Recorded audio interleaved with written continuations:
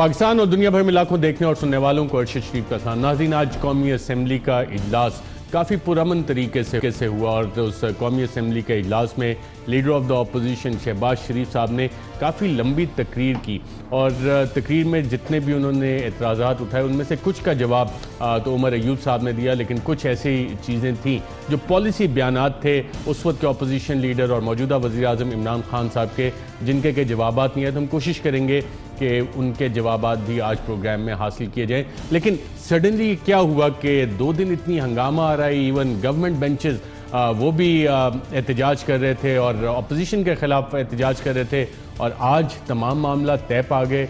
कैसे तय पाए, क्या हुआ, रातों रात ये रियलाइजेशन दोनों तरफ कैसे हुई कि जनाब हमने पार्लियामेंट को अच्छे तरीके से चलाना है, कोई गिव एंड टेक तो नहीं हुआ, कोई प्रोडक्शन ऑर्डर पे कुछ फैसले तो नहीं हुए, जो अपोजिशन की एक डिमांड है उसको हुकूमत ने किस हद तक एक्सीड किया है और इस हवाले से क्या कोई फैसला तो नहीं हुआ, और वो भी आप प्रोग्राम में मालूम करने की कोशिश करेंगे।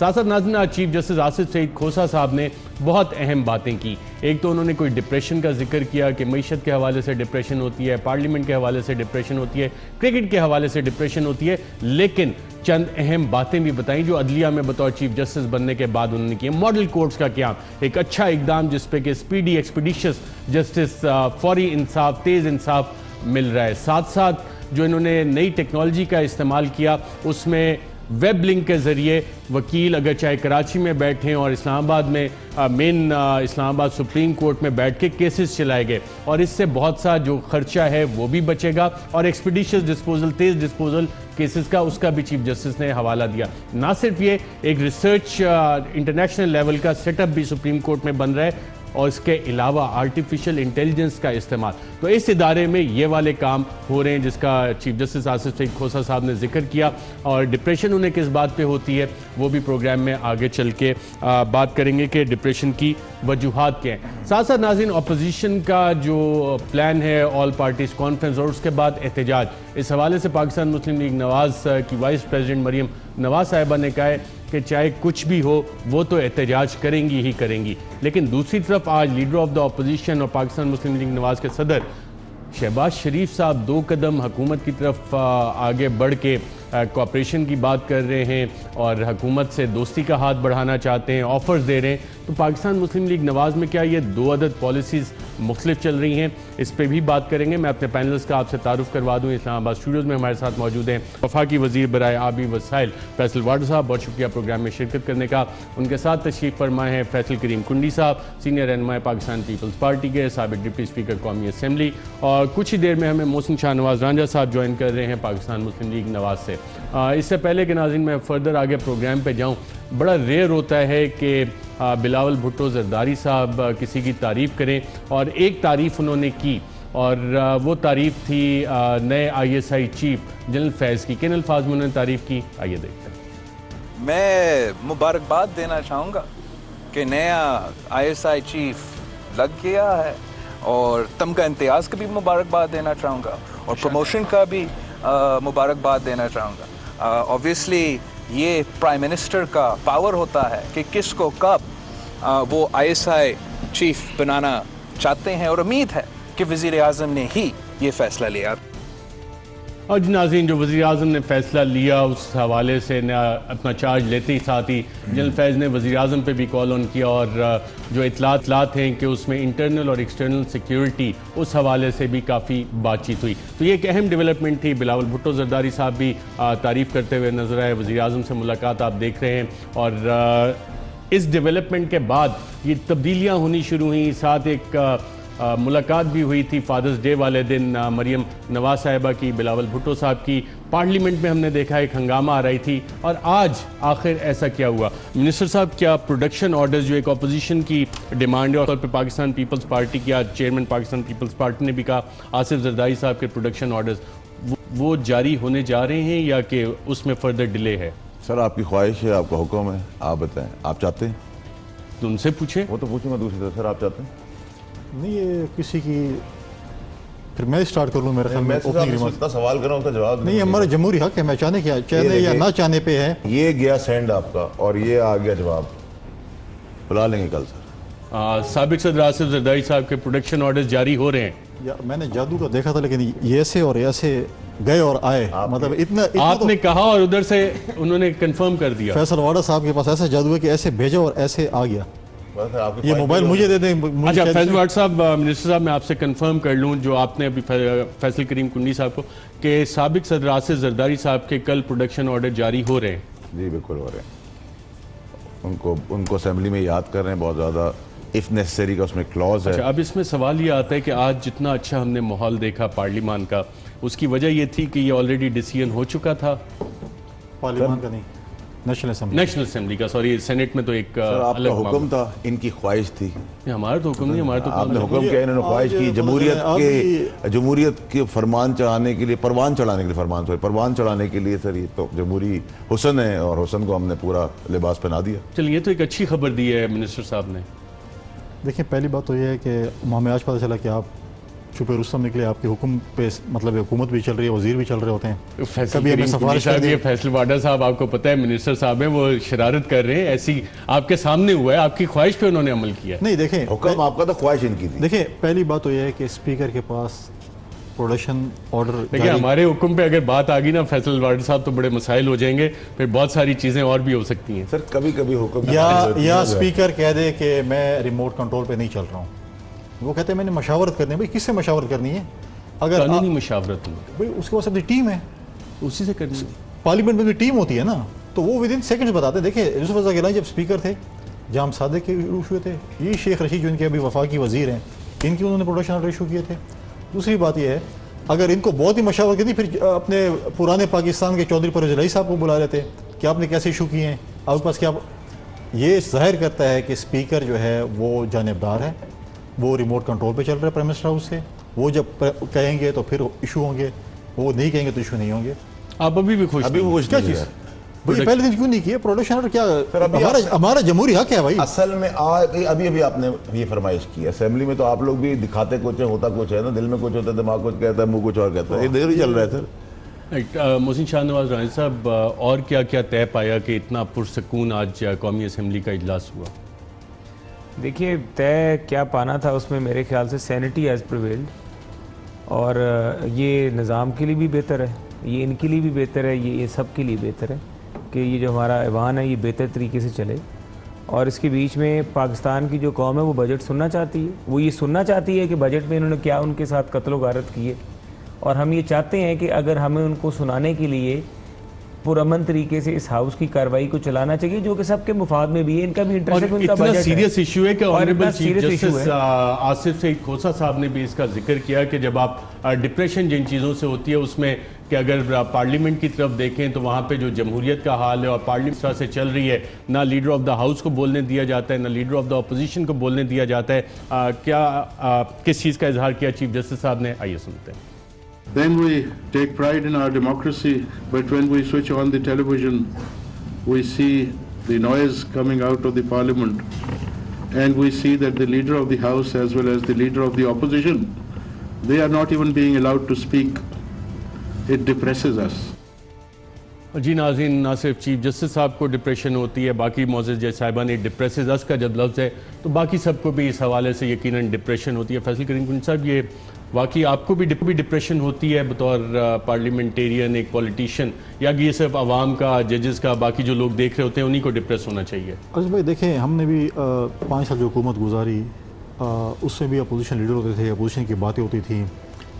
इनके चौधरी निसार साहब एक कम से कम पॉइंट ऑफ ऑर्डर में भी कम से कम आधा घंटा 45 मिनट बोलते थे, शॉर्टेस्ट पॉइंट ऑफ ऑर्डर। और फिर इन्होंने भी एहतजाज किया, PMLN उस वक्त एहतजाज भी करती थी, सब कुछ होता था, और हुकूमत जो है वो बड़ी तसल्ली से बातें सुनती थी और उनको जवाबात भी देती थी। पाकिस्तान की तारीख में, इसलिए आज ये चीफ जस्टिस साहब ने बात की, पाकिस्तान की तारीख में पहली दफ़ा हुआ है कि हुकूमत एहतजाज कर रही है। हुकूमत एहतजाज कर रही है कि बजट में रोड आ जाए, और बजट पता नहीं पास ना होने के लिए। लेकिन उसके बावजूद भी देखें, हमने इनके एलाइस के साथ मीटिंग की, उनके साथ जो इन्होंने वादे किए थे वो हम पूरे करके दे रहे हैं उनको। जो अब मुन्ना सलेवी वज़ीर बन जाएंगे और MKM को भी वजारत मिल जाएगी, तो कम से कम हमें दुआ तो देंगे ना, कभी किसी मोड़ पे फिर काम भी आ जाएंगे शायद। तो ये चीज़ें जो है मतलब है कि इनके लिए भी मसाइल हम थोड़ा कम कर रहे हैं, क्योंकि इन्होंने जो वादे किए थे अभी तक पूरा नहीं कर पाते। मतलब है कि हमें तो नहीं पता कि एक मुलाकात की, मतलब है कि 5 मिनट की मुलाकात की हम आ रहे हैं, मतलब है कि फ़ौरन निकल के आ दीजिए MKM को हम वजारत भी दे रहे हैं। मुंदसिलाई भी उस दिन मिले कौन सी हैं। मुलाकात का जिक्र कर रहे हैं? जब वो चेयरमैन साहब के पास आए और उन्होंने यकजहती का इजहार किया। चेयरमैन साहब की किस से मुलाकात हुई है? नहीं, MKM का कल वक्त अच्छा, MKM से पार्लियामेंट के अंदर आए, उन्होंने इजहार यकजहती किया। मैंने कहा कोई और अहम मुलाकात शायद हुई हो और चेयरमैन उन्होंने साहब। बताया कि आसिफ अली जरदारी साहब के प्रोडक्शन ऑर्डर वो नहीं होने वाली सर। खुशी होने चाहिए। हर हुकूमत नहीं, इसी भुलेखे में रहती है वैसे। मोहसिन राजा साहब से नहीं, हम पूछे वज़ीर उनको आज़म से भी नहीं, हुकूमत में रहते हुए ऐसे ही एहसास होता है कि मोहसिन राजा आप साहब। कौन सी मुलाकात की बात कर रहे हैं? हम तो वज़ीर आज़म से नहीं मिलना चाहते। अरशद साहब बड़े शरारती हैं, जो जिस मुलाकात की बात कर रहे हैं वो आपको भी समझ आ गई और मुझे और वो भी समझ छुपाना आ गई। चाहेंगे यकीनन इस पे। उस पर रोशनी तो वाडा साहब डाल सकते हैं, क्योंकि वो ये तो यूं करके हुकूमत में है ना, चीज़ें- उन्हें तो हाँ, बाद में पता वो लगेगा। वैसे भी यूं करके चीज़ें चला लेते हैं। मैं सिर्फ एक बात करूँगा, देखें जी, पहले दिन से जो हो गया, ऐवान का माहौल ख़राब हो गया, नहीं होना चाहिए था, होता गया, मज़ीद होता गया। बात यह है कि इस वक्त पाकिस्तान की कौम, और हम अपनी पार्टी मीटिंग में भी बैठ के ये बात करते हैं, और यकीन मानिए कि हमें तकलीफ़ होती है कि जब हम ये देख रहे थे कि ये माहौल किस तरफ जा रहा है। देखिए, एक चीज़ है और ये बुनियादी हक़ है, मैं प्रोडक्शन ऑर्डर के ऊपर बात नहीं करूँगा, मैं आपसे एक बात करूँगा कानून आइन की, कि पाकिस्तान की अदालतों में भी अगर किसी रुकन असम्बली की तारीख लगी हो और उसका मनी बिल हो, यानी कि बजट इजलास जारी हो, और वो तारीख पे अपनी एडजमेंट पर्सनल हेयरिंग की दे देना, तो मेरे ख्याल जज साहिबान भी उसको एक्सक्यूज़ कर देते हैं कि मनी बिल इतना अहम होता है कि आप ठीक है बजट के बाद पेश हो जाएं, वो अहम है आपकी वहाँ पे हाजिरी। उसकी वजह क्या है? उसकी वजह यह है, प्रोडक्शन ऑर्डर साबिक सदर आसिफ जरदारी साहब के भी हो गए, बाकी भी कुछ रिक्वेस्ट थी अपोजिशन की, वो भी प्रोडक्शन ऑर्डर्स हो रहे हैं। साद रफीक साहब की, फैसल वाट साहब जी सर। साद रफीक साहब का ही प्रोडक्शन ऑर्डर हो जाएगा या ये सिर्फ पाकिस्तान पीपल्स पार्टी के लिए रियायत मिली है? सर देखिए, हुक्म की तामील एक वक्त एक हुक्म की होती है, आपका प्रोडक्शन मैं ऑर्डर देखिए नहीं आ रहे नहीं, हैं। आप हुक्म एक करें। मेरी बात सुने, मुझे ये नहीं है कि जरदारी साहब का भी हो गया, मैं चाहता हूँ कि प्रोडक्शन ऑर्डर की बात नहीं, ये उस 15 या 20 लाख लोगों का प्रोडक्शन ऑर्डर है। ये प्रोडक्शन ऑर्डर साद रफीक का नहीं है, ये पूरा वो जो वाल्टन और लाहौर की तरफ बैठे हुए लोगों का प्रोडक्शन ऑर्डर है। ये प्रोडक्शन ऑर्डर सिर्फ उधर मोहसिन दावड़ का या किसी और बंदे का नहीं है, ये उन लोग इलाकों में बैठे हुए लोगों का प्रोडक्शन ऑर्डर है, क्योंकि उनके हल्कों के तरक्याती काम डिस्कस हो रहे हैं। अच्छा, इसलिए मेरे ख्याल आज लीडर ऑफ द अपोजिशन ने जिक्र तो किया, लेकिन ज़्यादा फोकस उनका मईशत की तरफ था, और मईशत के नाज़रीन जो हालात हैं, इस हवाले से honourable chief justice Asif Saeed Khosa साहब, उन्होंने भी इजहार किया कि उससे भी डिप्रेशन होती है, और जितना महंगाई का इस वक्त हाल है, जो जिस तरह से इजहार किया, इसका क्या कहा, आइए देखते हैं। News is received which depresses us. We hear about the economy and we are told that either it is in the ICU or it has just come out of the ICU, but the news is depressing. Whoever is responsible, that's not the issue. The issue is that the situation is not very good.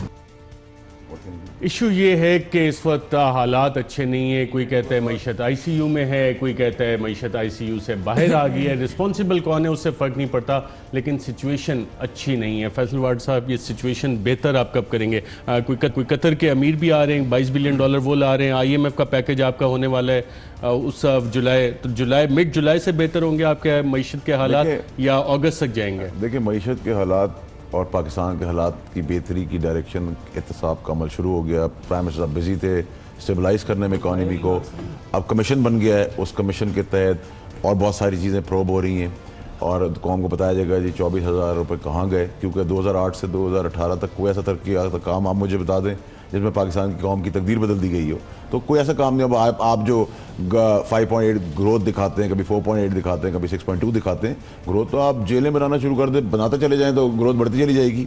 Fixed deficit की बात करें, हालात हैं वो depressing है। देखिए, वो depressing हमें तो विरासत में मिले हैं ना, हमें उन्होंने जो दिए हैं। अच्छा, एक और चीज़ से भी डिप्रेशन हो रही है, और इसमें यकीनन पूरी कौम को भी डिप्रेशन हुई थी, जिसका ऑनरेबल चीफ जस्टिस ने जिक्र किया, वो क्रिकेट की कारकर्दगी थी। क्या कहा, आइए देखते हैं। Out of this depression, we want to look some other way. We change the channel, we look at the World Cup, Cricket World Cup. Unfortunately, again, the news is depressing.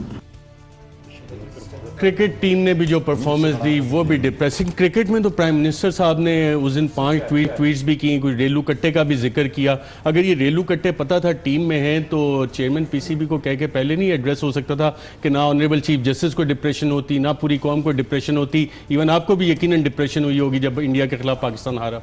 देखिए अरशद साहब, सबसे पहले तो ये कि हमें अभी सबसे पहले जो हमारी प्रायोरिटी थी वो बेलगाम गेंडे थे जिनको हमने काबू करना था, और उसके बाद बेलगाम गेंडे रेलू कट्टों से मुख्तलिफ होते हैं। हाँ जी, रेलू कट्टा क्या होता है और बेलगाम गैंडा क्या होता कट्टे है? की डेफिनेशन मैं 1-2 दिन पहले टीवी पे सुन रहा था, तो रेलू कट्टे तो फिर भी मासूम टाइप चीज़ होती है, उनको जब चाहे आप ले आएँ और दूसरी तरफ कर दें। लेकिन जो बेसिक है वो अब हर चीज़ को एड्रेस करने की ज़रूरत है पाकिस्तान में।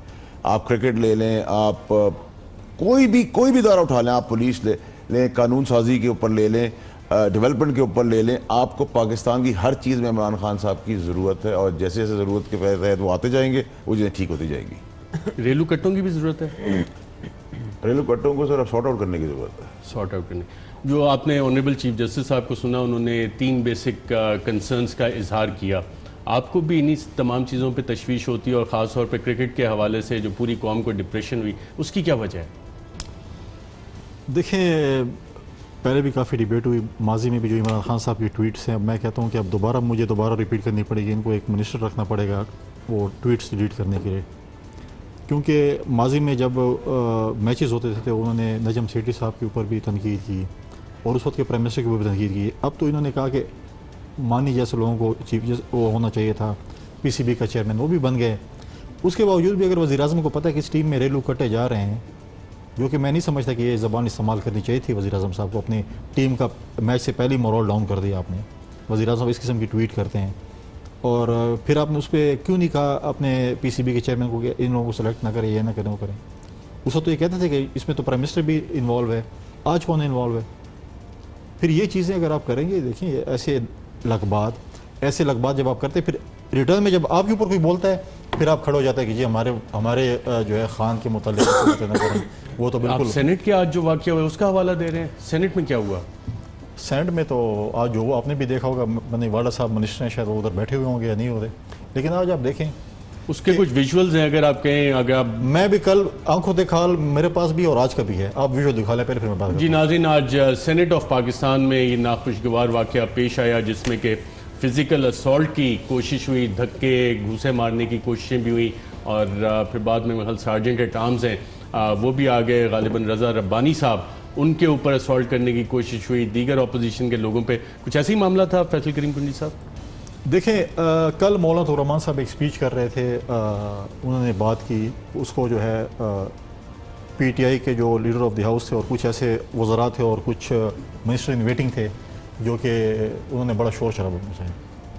देखिए, पॉइंट ऑफ व्यू है, मैं अगर अभी गलत बात कर रहा हूँ तो आप सुने, उसके बाद ये बात करें, इनके बाद इनके पॉइंट ऑफ व्यू का ठीक होगा, गलत होगा, लेकिन दूसरे के पॉइंट ऑफ व्यू तो सुनना चाहिए ना।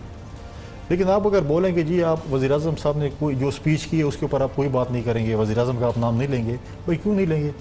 कोई मुक़द्दस गाय है? फिर वही चीज़ कंटिन्यू हुई आज दोबारा।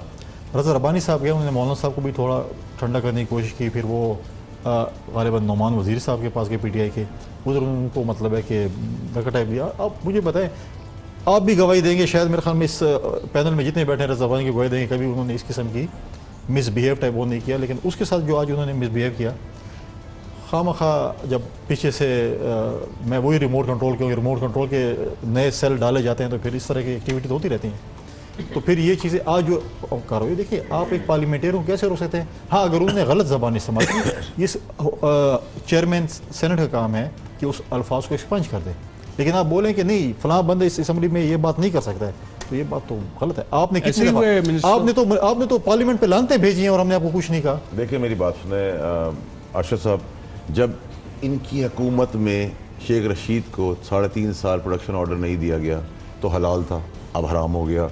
जमशेद दस्ती के साथ इन्होंने किया, प्रोडक्शन ऑर्डर नहीं दिया, इनसे पूछने वाला नहीं, उसको भी इन्होंने जवाब नहीं दिया, आज भी जवाब नहीं दिया। ऐवान अगर ढाल है चोरी, करप्शन, डाका और गुंडागर्दी को संभालने के लिए और प्रोडक्शन ऑर्डर लेने के लिए, प्रोटेस्ट करने के लिए, और फिर जो ज़बान इस्तेमाल की ख़वातीन के लिए, जो गालियाँ दी गई, जो बातें कसी गई, हमने तो सैनिटी प्रिवेल करवाई, हमने तो रिस्पेक्ट रखी। क्या हम नहीं बोल सकते डाकू आज़म नवाज शरीफ साहब की बेटी मरीम नवाज़ के बारे में? दुनिया बहुत छोटी है सर, लेकिन हमने काबू किया। हमने कहा ये रिवायत ना रखे माँ बहन बेटियों को घसीटने की, लेकिन इनका स्टाइल ये रहा है। इन्होंने बीबी के साथ क्या किया, ब्रोशर्स गिराए, उनकी माँ के लिए ब्रोशर्स गिराए। वो जब येलो दुपट्टा पहन के असेंबली में इन्होंने क्या ज़बान कसी, यही ये काम है इनका। क्या इनके खाकान अब्बासी की रिसेंटली देख लें, उनसे मैंने सवाल किया तो उन्होंने कहा मैं तुम्हारे बाप को कहूँगा। हमने तो जवाब नहीं दिया, लेकिन लिमिट तक तो हम एक बदमाशी, गुंडागर्दी, सीनाजरी को संभाल सकते हैं, उसके बाद हम तो बेकाबू हैं वैसे भी। अगर हमने वो लिमिट क्रॉस की तो आप लोगों के घरों में खुदकुशियां होना शुरू हो जाएंगी। ये मोहसिन नाइन साहब कह रहे हैं कि ये कल्चर ज़्यादातर नून लीग ने इसकी बुनियाद डाली, क्या वाकई ऐसा है? देखिए जी, ये कल्चर जो है ना, अगर इसको आप शुरू से उठा के देख लें तो ये पीपल्स पार्टी से शुरू हुआ था, और ये भुट्टो साहब के दौर में जमात है, सबसे टॉलरेंट जमात कहते हैं ये इसको। तरीका कार है ना, ये मैं आपको तारीख पाकिस्तान की बता रहा हूँ कि भुट्टो साहब जो थे वो बावाना के बड़े एग्रेसिव लीडर थे, सारा कुछ था, ये उस वक्त ये शुरू हुआ और फिर उसमें सब ने अपना अपना हिस्सा डालते चले आए।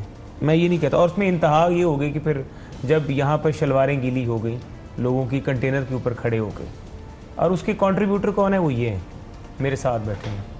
इन्होंने ये कल्चर उसको इंतहा तक पहुँचा दिया कि पीटीवी के ऊपर हमला किया, वज़ीर आज़म हाउस पे हमला किया, पार्लियामेंट के ऊपर हमला किया, सुप्रीम कोर्ट के बाहर लिखी हुई प्लेट के ऊपर हमने कपड़े सूखते हुए शलवार कमीज़ खुद अपनी आंखों से सीखे देखे, हमने ये डी चौक के बीच में लोगों को धरना दिए हुए देखा, हमने वो मनाजर देखे जो हम देख ही नहीं सकते थे, सोच भी नहीं सकते थे, तसव्वुर भी नहीं कर सकते थे कि ये जगह आज भी मैं गुजरता हूँ तो यकीन करें मैं सोचता हूँ वो वाला मंजर कि किस तरह इन्होंने हुकूमत पाकिस्तान पे नहीं, रियासत पाकिस्तान पे हमला किया। ये आज ऐवान के बीच में बैठ के इनको थोड़ी सी तलखी के ऊपर इतना बुरा महसूस हो रहा है। मैं ये कहूँगा वाकई नहीं होना चाहिए। मैं खुद नहीं सपोर्टर इस बिहेवियर का, ना इस लैंग्वेज का, ना इस बात का, करनी पड़ती है। आपको भी लगता है कि तहरीक इंसाफ में ज़्यादा सेंसिटिव है तनकीद के हवाले से? देखें, बात यह है कि सेंसिटिव बहुत ज़्यादा है। अब मुझे ये याद है कि नवाज शरीफ से हमारे बजट स्पीच के दौरान हमारे बंदे के सामने से स्पीच खींच ली गई थी, फाइनेंस मिनिस्टर के सामने से, और मिस्टर इस्माइल साहब। जी हाँ, और अब ये यहाँ पे बैठ के हमें इखलाकियात का लेक्चर दे रहे हैं। अब हमें ये बता रहे हैं कि आप एक मिनट, मेरी बारी जरा खत्म होने दें बाडा साहब, इंतहाई एहतराम से, कि अगर आप ये करेंगे, हम ये नहीं चाहते क्योंकि हम बिलीव करते हैं कि सिस्टम को चलना चाहिए। और यकीन मानिए कि मुझे इस बात पे खुद अफसोस होता है कि जब इनके मैं मेंबरान को देख रहा हूँ, हमारा तो काम है, ऑपोजिशन का काम है ये होके जिस तरह से हम कर रहे थे, हो सकता है हम भी अपनी लाइन से बाहर जा रहे हैं, लेकिन उसके बीच में जो एक मेन रीज़न थी वो ये थी कि प्रोडक्शन ऑर्डर्स, और प्रोडक्शन ऑर्डर्स एक पार्टी का जायज़ मुतालबा था, और जो कि मैं समझता हूँ कानून का स्टूडेंट होने की हैसियत से भी कि जब अदालतें उस एक MNA को, रुकन असम्बली को एडजमेंट दे देती हैं कि तुम बजट का इजलास अटेंड करो, तो स्पीकर साहब को उसकी नौयत समझनी चाहिए कि उसकी कानूनी हैसियत क्या है, क्योंकि उसके हल्के की आवाम की तरक्याती कामों का मामला है, और वो अगर वो नहीं बोलेगा तो उसकी आवाज़ आवाम की नहीं पहुँचेगी ऐवान में। तो ये बात थी जिसकी वजह से तलखी बढ़ी, और तलखी बढ़ती ही चली गई। बजट इनका है, इनका बजट, तो आप बजट पास करने के हक में हो गए होंगे आज। देखिए, पास तो भी करेंगे तो पता चलेगा, वो तो कर लेंगे, वो कॉन्फिडेंट, वो तो पता चलेगा तो करेंगे। अभी तो इनके अपने बंदे जो पीछे बैक बेंचर्स बैठे हैं वो तो इनसे नाला हैं। आप क्या, एक मिनट, पाकिस्तान तहरीक इंसाफ में बैक बेंचर्स हुकूमत से नाला हैं प्रेयरी बेंचेस पे? आप देख लीजिए। अरशद भाई बड़े आप थोड़ा सा, अरशद साहब आप सादा इतना ना बने, आपको नहीं पता। मैं तो शरीफ, इनके साथ बैठे हुए जो वजारत का आपने खुद ऐलान कर दिया कि फौरन मिल रही है, जिस तरह इन मेरे ने कहा कि वो भाई ने मोनस की मिनिस्ट्री की बात की, मोनस अलाई साहब की, और MQM की मिनिस्ट्री की बातें, ये क्या है? ये वही तो नाराजगी है। और अभी तक कोई इतना हाउस इन ऑर्डर नहीं, ये ना समझे कि स्मूथ सेलिंग है। मिनिस्टर साहब, खान साहब तो कहते हैं प्राइम मिनिस्टर कि मैं ब्लैकमेल नहीं हूंगा, ये क्या बातें बता रहे हैं? ब्लैकमेल नहीं, बातें पूरा कर रहे हैं।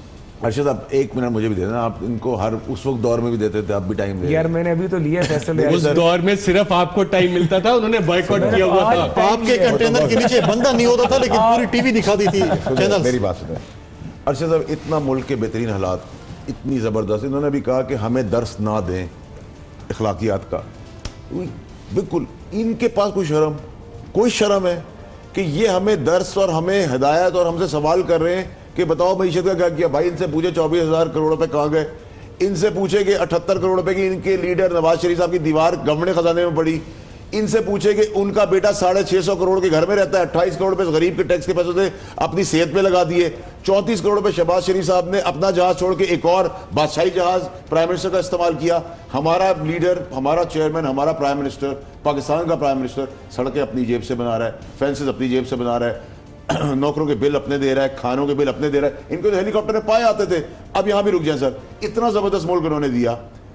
डार साहब कहाँ हैं? भागे हुए हैं। शहबाज शरीफ का एक बेटा कहाँ है? सलमान शहबाज भागा हुआ है। दूसरा बेटा कहाँ है? जेल में है। बीबी मरियम बेल पे है। बीबी मरियम का घर दमाद मियाँ बेल पर है। नवाज शरीफ कहाँ है? जेल पर है। अली इमरान दमाद शहबाज शरीफ साहब का, वो जेल पर है। जो चीनी है वो इनका वो बन गया वादा माफ गवाह। आप मुझे बताएं सर, इतना अच्छा मुल्क छोड़ने के बाद नवाज शरीफ साहब के दोनों बेटे मफरूर, इश्तिहारी, इतना अच्छा मुल्क छोड़ने के बाद पूरी रूलिंग फैमिली भागी हुई है। जेल में आज तकरीर की लीडर ऑफ द ऑपोजिशन में, मेरा एक सिर्फ सवाल है कि क्या इन सारी बारी बातों से जो तकरीर की पाकिस्तान की आवाम का पेट भर जाएगा, और क्या पेट भरेगा इस पर बात करेंगे। और साथ साथ क्या दोनों बड़ी सियासी जमातें पाकिस्तान मुस्लिम लीग नवाज और पाकिस्तान पीपल्स पार्टी जेन्युइनली एहतजाज के हक में, और क्या पाकिस्तान मुस्लिम लीग नवाज के अंदर दो अलग अलग डायरेक्शंस में पॉलिसी बन रही है। एक वक्फे के बाद वेलकम बैक नाज़रीन। आज लीडर ऑफ द ऑपोजिशन ने मईशत पे बात की और बड़े पुरसकून अंदाज में काफ़ी लंबी तकरीर की। उसका जवाब उमर अयूब साहब ने दिया और बहुत सारे पॉइंट्स जवाब में कवर भी किए, लेकिन चंद ऐसी बातें थी जो लार्जर पॉलिसी इशूज़ थे जिसका जवाब उमर अयूब साहब ना दे सके, और वो थे वज़ीर आज़म इमरान खान साहब के दावे कि मईशत को सही कैसे करना है। क्या बातें होती रहीं और लीडर ऑफ द ऑपोजिशन ने आज सवालात क्या उठाए उन दावों के हवाले से, आइए एक झलक देखते हैं। इमरान खान की अपनी जुबानी उनकी कहानी मैं सुनाना चाहता हूं कि वो कंटेनर पर खड़े होकर कहा था कि मैं पाकिस्तान का वज़ीर आज़म बना, मेरी हुकूमत आई तो मैं जो रेवेन्यू टारगेट जो है वो 8,000 अरब पे ले जाऊंगा, कोट एंड कोट। 8,000 अरब रुपया हर साल इंशाल्लाह इसी कौम से इकट्ठा करके दिखाऊंगा आपको। 4,000 से मैं इंशाल्लाह आपको 8,000 अरब रुपया टैक्स इकट्ठा करके दिखाऊंगा।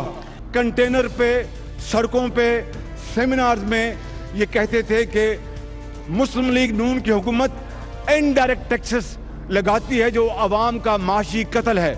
इस बजट में रेवेन्यू का टारगेट बनाया है 5,500 अरब का। 70% इनडायरेक्ट टैक्सेस हैं इनके, 70%। इस वक्त जो सारा टैक्स लगाते हैं हम महंगाई करके, उससे वो जीएसटी जब लगता है तो सबके ऊपर एक ही टैक्स लग जाता है, गरीब अमीर पे एक ही टैक्स लग जाता है। जब आप कीमतों के ऊपर टैक्स लगाते हैं सारी चीजें महंगी हो जाती है। टैक्स अवाम के ऊपर बोझ डाल के महंगाई करके टैक्स नहीं इकट्ठा करेंगे। जो हर चीज पे आप टैक्स देते हैं, 17% जीएसटी देते हैं, डीजल पे 100% टैक्स देते हैं, पेट्रोल पे 50% टैक्स देते हैं, हर चीज, अपने टेलीफोन कार्ड 100 रुपए में से 40 रुपए टैक्स जाता है आपकी जेब में से। इमरान खान साहब की जुबानी कि ये जो मेगा प्रोजेक्ट्स बनाए जाते हैं, मेगा प्रोजेक्ट, ये तो बनाए जाते हैं किकबैक्स के लिए, ये बनाए जाते हैं कमीशन के लिए, ये बनाए जाते हैं करप्शन के लिए। इसीलिए पीएमएल गवर्नमेंट जो है वो तालीम और इलाज के ऊपर तवज्जो नहीं देती। तालीम के मैदान में 97 अरब था हमारे आखिरी साल में, इन्होंने इस जारिया फाइनेंशियल ईयर में उसमें कटौती करके उसमें 20 अरब रुपए कम कर दिए। हेल्थ के मैदान में फेडरल जो बजट था पिछले साल का वो 13 अरब था, उसमें इन्होंने कट लगाकर उसको 11 अरब कर दिया। जो बड़े बड़े मेगा प्रोजेक्ट्स बनाए जा रहे हैं, ये मेगा प्रोजेक्ट्स बनाए जाते हैं पैसा बनाने के लिए। IMF की रिपोर्ट है कि तीसरी दुनिया के अंदर मेगा प्रोजेक्ट्स बनाओ, उसमें से बड़ी कमीशन निकालो, बाहर कमीशन ले लो, और वो पैसा जो इंसानों के ऊपर आपने खर्च करना है, जो लोगों की तालीम, सेहत, साफ पीने का पानी, अस्पताल, इन पे खर्च करना है, वो आप पैसा निकाल के बड़े प्रोजेक्ट्स इसलिए बनाओ कि उनमें से बाहर ये कमीशन ले जाओ। पैसा डाइवर्ट हो जाता है to mega projects, big ticket projects, बजाय ह्यूमन डेवलपमेंट पे। मेट्रो 1, 2, तीसरी मुल्तान, ऑरेंज ट्रेन, ये मेगा प्रोजेक्ट्स हैं। बिग मेगा प्रोजेक्ट्स इसलिए बनाए जाते हैं कमीशन कमाने के लिए। कहते थे कि ये जंगला बस 70 अरब में बना है और इसमें बदतरीन करप्शन हुई है कि पेशावर में खड़े होकर कहा कि मैं ये करप्शन का ये एक शाहकार है मेगा प्रोजेक्ट, मैं पेशावर में BRT कभी नहीं बनाऊंगा, मेट्रो बस कभी नहीं बनाऊंगा। इस्लामाबाद को तबाह कर दिया, सड़क खोद दिया, पिंडी को भी तबाह कर दिया, पिंडी को तबाह कर दिया, दुकानदारों को तबाह कर दिया।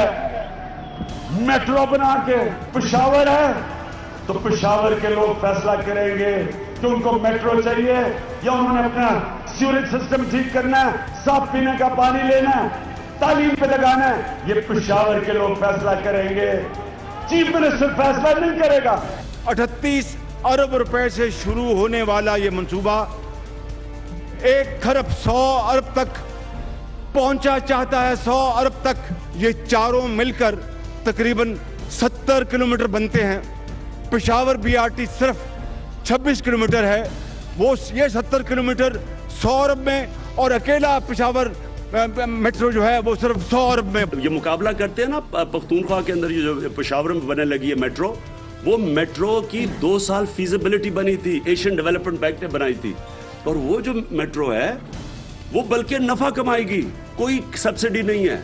बीआरटी का ऐलान किया और फेडरल गवर्नमेंट को रद्द किया और एशियन डेवलपमेंट बैंक से अरबों रुपए के कर्जे ले लिए। मुझे बताएं, जब पाकिस्तान की हुकूमत वो पैसे देने के लिए तैयार थी, ग्रांट जिस तरह सूबों को ग्रांट जाती है उसको इनकार कर दिया, उसको ठुकरा दिया और एशियन डेवलपमेंट बैंक से और फ्रेंच गवर्नमेंट से लोन्स लिए। मिनिस्टर साहब, आपने सुना लीडर ऑफ द अपोजिशन, ये वो सवालात थे जिनके जवाबात उमर अयूब साहब की तकरीर में नहीं आए। और एक उन्होंने कंसर्न रेज़ किया कि जनाब हुकूमत ग्रांट दे रही थी पेशावर मेट्रो के लिए और आप एशियन डेवलपमेंट बैंक और लोन्स पे चले गए। देखिए, मैं अरशद साहब सारे सवालों का जवाब देने को टर्न बाई टर्न बारी बारी देने को तैयार हूँ, फैक्ट्स एंड फिगर्स के साथ हूँ। मुझे 24,000 करोड़ रुपये और टीटियाँ और मफरूर बेटे बेटियाँ, भांजे भतीजे, दमाद, गर्दमाद, समधी, इन सब की लिस्ट और इनके जवाब दे दे, मैं सारे जवाब हाजिर खड़ा हूँ। मैं ना मुल्क से भाग रहा हूँ, ना मेरा वज़ीर आज़म भाग रहा है, ना मेरा फाइनेंस मिनिस्टर भाग रहा है। आज ये जो कंसर्न रेज़ किया लीडर ऑफ द अपोजिशन और प्रोडक्शन ऑर्डर्स के हवाले से खबर भी आ रही है, आपने फ़ौरन पार्टी मेम्बरान को मैसेज भेज दिया है कि पहुँच जाए, प्रोडक्शन ऑर्डर्स मिल रहे हैं, तो मिलने की उम्मीद है आपको। और दूसरा, ये लोन लिए पेशावर मेट्रो के लिए जब हुकूमत ग्रांट दे रही थी? नहीं, मैं तो मैसेज का नहीं भेजा, वो तो ऑलरेडी स्पीकर के साथ रब्ते में तुम्हारे पार्लियामेंटेरियन इन्होंने कोई जादू किया। जहाँ तक बीआरटी का भी उन्होंने, आपने वज़ीर आज़म साहब की स्पीच दिखाई जब वो अपोजिशन में थे कि जी जंगला बस। अब आप मुझे बताएं कि उस वक्त की 33 अरब रुपए की जंगला बस में बहुत करप्शन हुई और आज की 90-95 अरब रुपए की जंगला बस, जो कि मसला कश्मीर बना हुआ है, ना ख़त्म होने वाला एक प्रोजेक्ट बना हुआ है, ठीक है।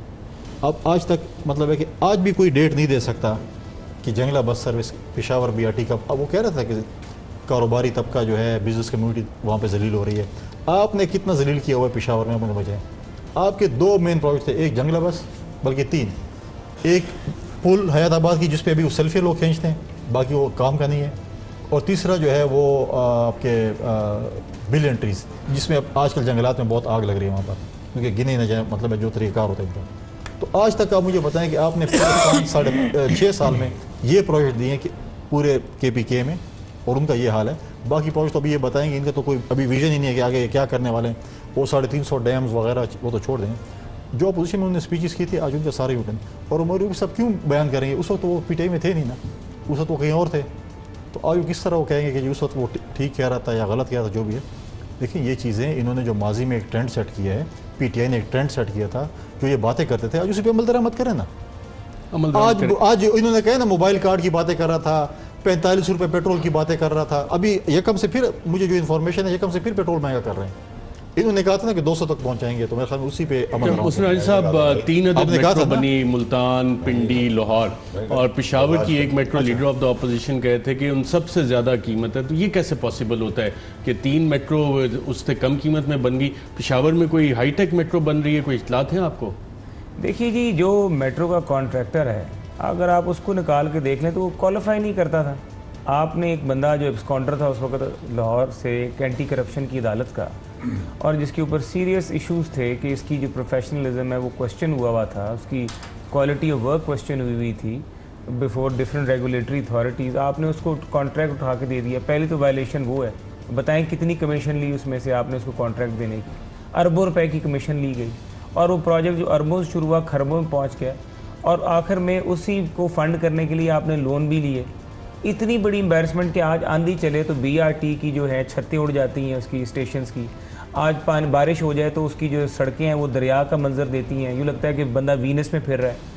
आप देखें अगर इनकी करप्शन के हालात, ये हमसे बात करते हैं 24,000, मैं पूछता हूँ कि वो 11 बैंक अकाउंट जो इनके हैं, जिसका इलेक्शन कमीशन ऑफ पाकिस्तान के बीच में और स्टेट बैंक ने रिपोर्ट में जिक्र किया, मुझे उन 11 बैंक अकाउंटों का हिसाब देना। मुझे बताया ना, अलीमा बाजी ने वो पैसे जो प्रॉपर्टीज़ खरीदी, आपने तो उनको वाइट करा लिया, आपने एमनेस्टी स्कीम से बेनिफिट ले लिया, लेकिन वो पैसे कहाँ से आए? मुझे उन सवालों का जवाब चाहिए, कौम को चाहिए।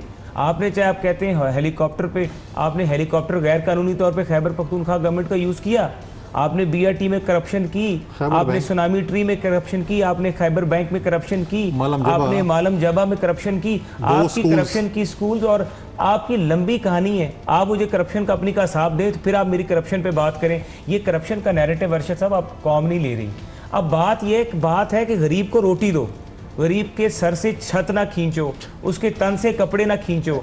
इन्होंने जो गरीब के साथ हशर कर दिया है कि आप जाएं, यकीन करें, कल भी मेरे साथ एक PTI का वोटर बैठा हुआ था जो रियल स्टेट का बहुत अच्छा बिजनेसमैन है। वो मुझे खुद कह रहा था कि जी मैंने भी PTI को वोट दिया, लेकिन खुदा का वास्ता है, यूं हाथ जोड़ के कह रहा था कुछ करें, सड़कों पे निकलें, कुछ करें, हमारी इनसे जान छुड़वाएं। मिनिस्टर साहब देखिए, अलीमा साहिबा का इन्होंने नाम दिया, मैं एक्सपेक्ट करता हूँ कि मोहसिन रांझा साहब मुझे मजबूर नहीं करेंगे कि मरीम नवाज़ बाजी के लिए भी मैं कोई बात करूँ, क्योंकि वो फिर बड़ी कठिन, कड़वी और उसमें करप्शन से लेकर जहाज़ों की इस्तेमाल में, शादी के इस्तेमाल से लेके और बहुत कुछ है। तो I would like to avoid that, number 1। Number 2 ये कि सर मैं आपको बताता हूँ, आप लिखें सर आज की तारीख और इसको नोट कर लें अपने प्रोग्राम के से, इनका ड्रामेबाजी, ये एयर टाइम ले रहे हैं। 24,000 अरब की चोरी का जो कमीशन बना है उसमें एक ईमानदार आदमी को बिठा दिया और उसको मॉनिटर करें इमरान खान साहब। ठीक है, सुने मेरी बात, एक सेकंड सर मुझे कंप्लीट करने दें। अब ये क्या करेंगे, ये APC का ड्रामा करेंगे कि हम APC बुला रहे हैं, मौलाना साहब को बुला रहे हैं, हम सड़कों पे निकलेंगे। APC ड्रामा होगा? सुनिए सर, मेरे सर नहीं, आपने पॉलिटिकली बहुत अहम बात की कि APC ड्रामा होगा। सर मैं आपको बता दूं ना, वो आप अपना रिकॉर्ड का हिस्सा बनाए ताकि हम फिर इसी पैनल के साथ बैठे, फिर आप दिखाएं। इसी पे बात कर लेते हैं, बाकी सारी चीजें आप पहले भी कह चुके हैं। मैं जरा APC ड्रामा होगा कंप्लीट कर रहे थे। APC ड्रामेबाजी होगी, उसमें क्या होगा, वो कहेंगे जी मौलाना साहब अभी मिल नहीं रहे, अभी मरियम साहिबा कहीं और चली गई हैं, बिलावल साहब सोच रहे हैं, फिर क्या होगा? फिर मैं अगर इजाजत दें मिनिस्टर साहब, आपने जितनी अहम बात की है नाज़रीन, इसी हवाले से आज जो बात करेंगे APC एक ड्रामा होगा। मिनिस्टर साहब और फैसल वाडा साहब को एक मजबूत वजीर समझा जाता है, हुकूमत का बात करते हैं तो बड़ी लाइटली उसको डिसमिस नहीं किया जा सकता। वाकई APC ड्रामा होगा। तो नून लीग के अंदर क्या हो रहा है? एक तरफ मरियम नवाज साहिबा कहती हैं कि वो तो जलसे करने के लिए हैं, क्या कहा उन्होंने, आइए देखते हैं। मेरा तो जलसों का और वर्कर्स कन्वेंशन का पूरा शेड्यूल जो है वो तैयार है, और इंशाल्लाह आने वाले वक्त में आप देखेंगे कि वो अब फाइनलाइज हो रहा है, और वो मैं तो करूंगी इंशाल्लाह। मरियम नवाज साहिबा तो एहतजाजी तहरीक करेंगी, लेकिन दूसरी तरफ जो पाकिस्तान मुस्लिम लीग नवाज के सदर हैं, लीडर ऑफ द अपोजिशन, वो हुकूमत की तरफ दोस्ती का हाथ बढ़ा रहे हैं, 2 कदम आगे जा रहे हैं। क्या कहते हैं, आइए देखते हैं। आए पाकिस्तान की तरक्की और खुशहाली की तरफ बढ़े, अगर वो उस तरफ जेन्युइनली कदम बढ़ाएंगे तो मैं शायद अपनी तरफ से और अपने साथियों की तरफ से कहता हूं कि हम 2 कदम आगे बढ़ाएंगे पाकिस्तान के गरीब आवाम के लिए। और ना सिर्फ ये, पाकिस्तान पीपल्स पार्टी, आज उनके प्रोडक्शन ऑर्डर्स जारी हो रहे हैं। साबिक सदर आसिफ जरदारी के बतौर मिनिस्टर फैसल वाडा साहब के पाकिस्तान पीपल्स पार्टी के पार्लियामेंटेरियंस मौजूद हैं। बिहाइंड द सीन्स हो क्या रहा है? और मोहसिन रांझा साहब ने कहा कि हुकूमती जमात के बैक बेंचर्स के साथ राब्ते हैं, हुकूमत के कुछ अपोजिशन जमातों में राब्ते हैं, ये सारा कुछ वाकई APC चलेगी नहीं चलेगी और ड्रामा होगा जो फैसल वाडा साहब ने कहा, इस पर कमेंट्स लेंगे एक वक्फे के बाद। वेलकम बैक नाज़रीन। मुस्लिम साहब, शहबाज शरीफ साहब लग रहा है बजाय जो मैंने बातचीत सुनाई अभी एक डायरेक्शन में जा रहे हैं, मरियम बीबी एक डायरेक्शन में जा रही हैं, तो नून लीग किधर को पुल होगी? अब देखिए, 2 चीज़ें, एक पार्लियामान की सियासत है और एक सियासत जो है वो तंजीमी है, ऑर्गेनाइजेशन है, और वो सियासत जो है वो आप ये देख लें कि वो मुज़ाहमत और वो एहतजाजों की और वो सड़कों की भी सियासत बनती है। अब मरियम नवाज साहिबा का हिस्सा होंगे, आप पार्लियामानी सियासत तो मैं पार्लियामेंट में हूँ, तो मैं पार्लियामेंट की सियासत का हमेशा, और मैं तंजीमी आदमी भी, और मैं तंजीम का भी हिस्सा रहूँगा। मैं कोई किसी ग्रुपिंग में बिलीव नहीं करता। अच्छा, मेरी ये पार्टी PMLN और मेरा लीडर है नवाज शरीफ, बड़े क्लैरिटी है उसमें, कोई इसमें 2 राय नहीं है। लेकिन हमारे सदर हैं मियाँ शहबाज शरीफ साहब, और उनको इस वक्त तमाम पार्टी के मामलात के ऊपर कॉन्फिडेंस, जो फैसला फिर सदर साहब करेंगे वही पार्टी फॉलो करेगी। जी जाहिर है, नवाज शरीफ साहब ने उनको बनाया हुआ है सदर, तो हमारे सदर हैं वो हमारे लिए। तो जो मिनिस्टर साहब ने बात की थी नून लीग के हवाले से, तो वो क्लियर हो रही है कि APC एक ड्रामा होगा। देखिए एक बात साहब, देखिए बजट हम अल्हम्दुलिल्लाह पास कर रहे हैं, कोई परेशानी की बात नहीं है। दूसरा ये APC के बाद एंड में पता है क्या कंक्लूजन लाएंगे कि हमने अब ये डिसाइड किया है कि हुकूमत तो पैरों में कुल्हाड़ी मार के अपना टाइम पूरा करे। इनका कुछ नहीं है सर। वो तो ऑलरेडी बिलावल साहब ये कह रहे हैं कि जी पार्लियामान अपनी मुद्दत पूरी करे, इन हाउस चेंज की कुछ बात कर रहे हैं। हम कह रहे हैं पार्लियामान अपनी मुद्दत पूरी करे, लेकिन हुकूमत को गिराने का हमारा जमहूरी हक है। मैंने पहले भी कहा, अदम एतमाद फॉरवर्ड ब्लॉक नहीं बनाएंगे, फिक्र ना करें। इनके इत्तेहादी जो है किसी भी वक्त आ जा सकते हैं, इसमें कोई प्रॉब्लम नहीं है। फिर ये भी नहीं होने देखिए वाला। ठीक है, ये तो हर कोई ये बादशाह की बेटी कह रही थी वैसे कि मैं इस चीज को लेकिन आप भी साथ हैं। एपीसी की मैं बात बताऊं, ये सिर्फ ये अपने आप को खुश कर रहे हैं। एपीसी में फैसला होगा कि हम अदम एतमाद की तहरीक लाते हैं, हम चेयरमैन सेनेट को चेंज करते हैं, हम बाकी कुछ भी एहतजाजी तहरीक होंगी, सब कुछ होगा। ये भी लिखे कुछ भी नहीं करेंगे, ये सिर्फ एयर टाइम लेंगे, अखबार ब्रेकिंग न्यूज चलाएंगे, कुछ भी नहीं करेंगे। एयर टाइम किधर है? वो तो आप लोगों ने एयर टाइम जिस तरह किया हुआ है हमें पता है ना। आप खबरें दे देंगे, हम मसाला नहीं, देते हैं ना। मिनिस्टर साहब कह रही हैं इनमें से कुछ भी नहीं होगा। इनको अपने इत्यादी जाके कह रहे हैं मैं खुद बैठूंगा। सर एक आखिर में चीज मेंगल साहब कह रहे हैं मैं खुद जाके सब चीजों बैठूंगा। का खुलासा इब्तिदाए इश्क है, रोता है क्या, आगे आगे देखिए होता है क्या। ये जब है ना वो बादशाह की बेटी कह रही थी जी सब कुछ सुकून है, जब तख्ता उलट गया फिर ऑर्डर भी जारी हो गए। ये शेर जो पड़ा है मिनिस्टर साहब ने, ये आपकी जमात पे तो फिट नहीं आ रहा। मैं इनको सिर्फ एक ही बात करूंगा कि ये अपनी खैर मनाएं। अभी फ़िलहाल तो मुझे इनके दिन गिने जा चुके हैं। जो मुझे इन्होंने बात की है कुंडी साहब ने, वो बिल्कुल दुरुस्त है। और यकीन मानिए सिर्फ हल्की सी चिंगारी का इंतज़ार है। कौन सी चिंगारी? कोई भी लगा देगा। ये किस किस्म की चिंगारी? देखिए इब्तिदा हम चेयरमैन सेनेट से कर सकते हैं, आप बताएं कर सकते हैं? वो भी नहीं होगा मिनिस्टर साहब। ये कह रहे हैं ना, ये तो हमेशा तक कहते हैं, ये तो मतलब है कि क्या क्या बातें ये पहले करते थे और सारे वो कहते हैं कि नहीं वो तो यू टर्न लेना तो A little spark will blast the whole building. Nothing is happening, sir. You will just see. हमारे पास इतनी बड़ी फायर ब्रिगेड है कि पानी से बहा देंगे हम। ये हाउस ऑफ ये कह रहे हैं इनके पास बहुत बड़ी ब्रिगेड है, फायर ब्रिगेड है, जो सारा कुछ पानी से बहा इनके देगी। पास है फायर ब्रिगेड, उसके अंदर पानी नहीं है। आप मैं लिख के दे देता हूँ कि 10 साल बाद पाकिस्तान तहरीक इंसाफ का नामो निशान भी पाकिस्तान 10 साल तो मान लिया ना हमें। नहीं खुदा के 10 साल तक हमें मान लिया सर। 2-3 साल में देख लेना। नामो अच्छा 2-3 साल, अगले 6 महीने तो कुछ नहीं होगा। निशान भी नहीं होगा 6 महीने इंसाफ का। 10 साल महीने बहुत कुछ होने वाला है। मेरा भी कागज आपके पास पड़ा हुआ है, नोट आपके दफ्तर में पड़ा हुआ है, उसको रोज पढ़ा करें। ये दूसरी काफ लीक साबित होगी। Writing on the wall. 10 साल तो उन्होंने मान लिए ना, 10 साल तो मैं ना नहीं, ठीक है। फैसल करीम कुंडी साहब कह रही हैं 6 आखिरी महीने मेंबर में। तक और आप मुस्लिम साहब साहब अगर भी हम कुछ कहा मैं फिर यूं करूंगा। करो फिर मान ले यार, दोस्त ना करें। नहीं कर लेना वो। ये मोबाइल मुझे अच्छा दे दे, इसमें नहीं, क्या है? एक आपकी जमात में जो राब्तों का जिक्र कर रहे हैं, ऐसी इतलाते हैं हुकूमत के पास कि कुछ लोगों के राब्ते हैं अपोजिशन जमातों के साथ आपकी जमात में? सर हर चीज़ तो एक शो में नहीं हो सकती ना सर। आपका हुक्म मानते हैं, आपसे डरते हैं, लेकिन इसका मतलब नहीं है पूरे शो में पूरे 5 साल की स्ट्रेटेजी बता दें। 10 साल रहना है हमने, एक हर शो पे आपको ही बताएंगे। हुकूमत के कुछ वज़रा चेंज होने वाले हैं सर ये तो प्राइम मिनिस्टर को पता है। हमायूं अख्तर साहब सुने नए एडवाइजर आ रहे हैं कॉमर्स के। अख्तर साहब, हमायूं अख्तर साहब, मैंने खबर है शायद गलत भी हो सकती, लेकिन मैं आपको एक खबर दे रहा हूँ। इन्होंने दाऊद साहब जा रहे हैं, आप कह रहे हैं? नहीं ऐसा कुछ नहीं हो रहा। प्राइम मिनिस्टर साहब देखिए बॉस है, जो वो करना चाहेंगे वो उनका फैसला। और हो सकता है कि इनके प्राइम मिनिस्टर साहब भी जाने वाले हों। ये तो आपकी ख्वाहिश हो सकती है, ख्वाहिश है या वाकई सर छोड़े ना, परेशानी? सीरियस में ना लिया करें। फैसल वार साहब, फैसल करीम कुंडी साहब, मोहसिन शाहनवाज साहब, आप सबका प्रोग्राम में शिरकत का शुक्रिया। मिनिस्टर अपोजिशन कह रही है कि अगले 6 माह बहुत है और बहुत कुछ होगा। हुकूमत कॉन्फिडेंट है कुछ नहीं होगा, हम देखते हैं कि होता क्या। आज के प्रोग्राम में इतना इजाज़त दीजिएगा।